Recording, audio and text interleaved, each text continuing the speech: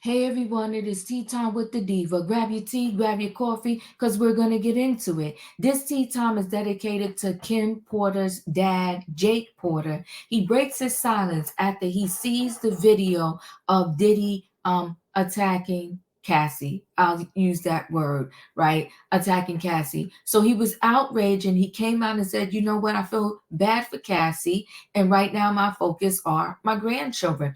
Well, listen, I get it. People need a visual. And once they saw the visual, it was confirmation. And no matter what came out of Diddy's mouth, he couldn't deny the monster that he is. However, for Jake Porter to be closer to the situation than any of us ever could or would be, for him to say that seeing the video of Cassie is what gave him confirmation and some insight into Diddy, was he not really that close to his daughter? You can't tell me at no point in time Kim dealt with Diddy for over a decade. So at no point in time did Jake Porter see anything, have any cause for concern. And you saying you feel sorry for Cassie, which, that's fine. I don't have a problem with that. But in that same breath and sentence, you should have said, you know what? I also have a new understanding and feel very bad for my daughter who is no longer here. Rest in peace, because God only knows what she suffered through. If this man has the ability to put his hands on one, he definitely will put his hands on another. Listen, let's go ahead and get right into this story.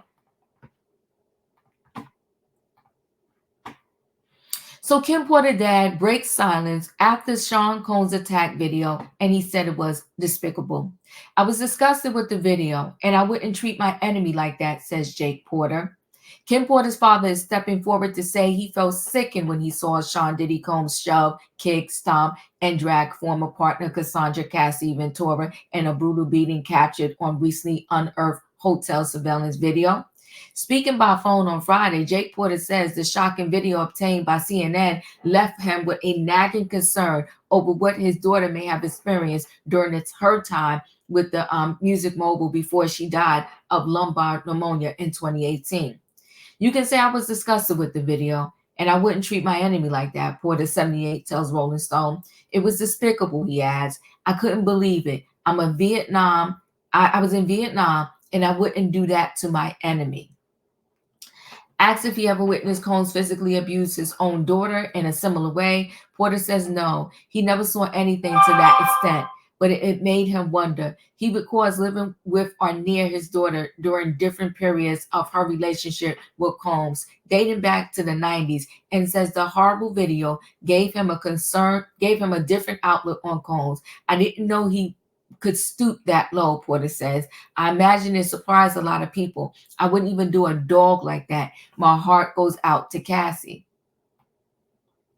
Porter declined to answer many questions, but says his daughter Kim, who gave birth to a son with Combs in 1998 and twin daughters in 2006, generally loved the bad boy Sean Combs. Still, just couldn't live but she just couldn't live with Combs in the same house, he says. I think it was a very jealous person, Porter says. They both loved each other. Kim's love was legitimate. Puffy's love, I don't know what he calls love. You know what I mean? I really don't think he has any idea what love is. Moving forward, Porter says, my concern is the children. And I think everybody holds that sentiment. Definitely, my concerns goes out to the kids.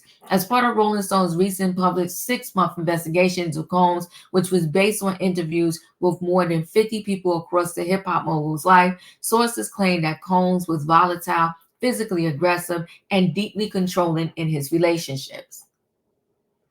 The investigation started shortly after Ventura filed a stunning lawsuit against Combs last November, alleging sex trafficking, sex assault, and Combs privately settled with Ventura within 24 hours, but 6 more lawsuits followed from other plaintiffs alleging SARR.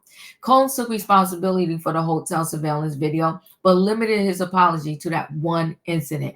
It's so difficult to reflect on the darkest times in your life, but sometimes you got to do that, Combs said on social media. I was effed up. I hit rock bottom. and I make no excuses. My behavior on the video is inexcusable. I take full responsibility for my actions in that video. I'm disgusted. I was disgusted then when I did it, and I'm disgusted now. I went and I sought out professional help. I had to go into therapy, go into rehab, had to ask God for his mercy and grace. I'm so sorry, but I'm committed to being a better man each and every day. I'm not asking for forgiveness. I am truly sorry. Asked for a comment on pending litigation and new allegations in the Rolling Stones investigation. Combs' lawyers sidestepped the long list of individual questions from Mr. Combs, cannot comment on settled litigation, will not comment on pending litigation, and cannot address every allegation picked up by the press from any source, no matter how unreliable, his lawyer Jonathan Davis said last week.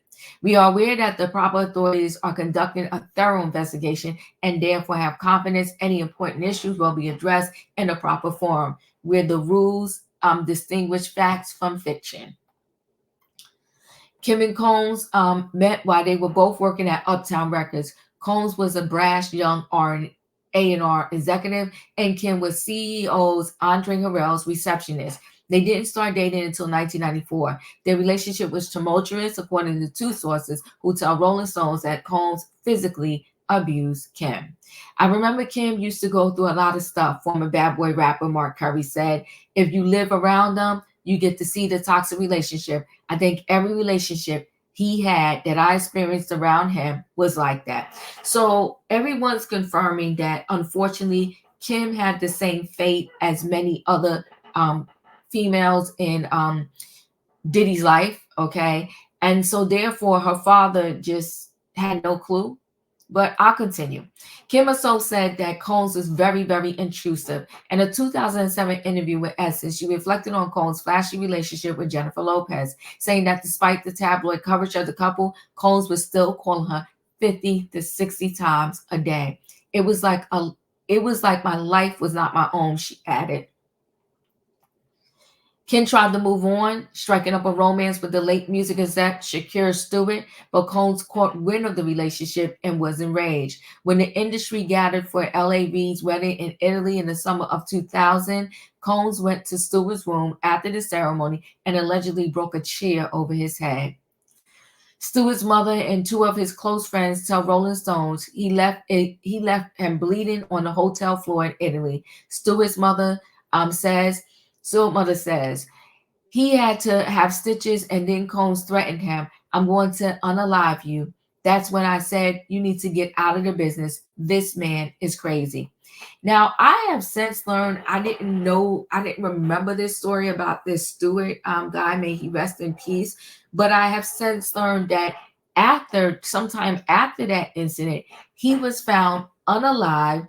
People, it was noted that it was unalive and self-inflicted, but many people suspected that he would never do that to himself and that something sinister happened in that case also.